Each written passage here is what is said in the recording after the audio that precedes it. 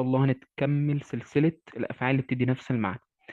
عندنا النهاردة فعل اللي هو بمعنى تلبس أو يلبس.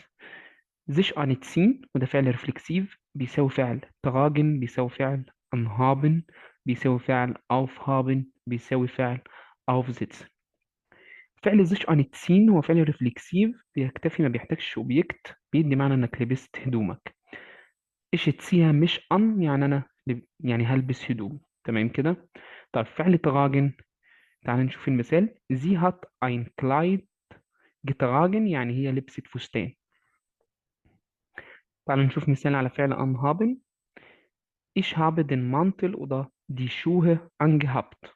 أنا لبست اللي هو البلطو والإيه والجزمة أو الحذاء.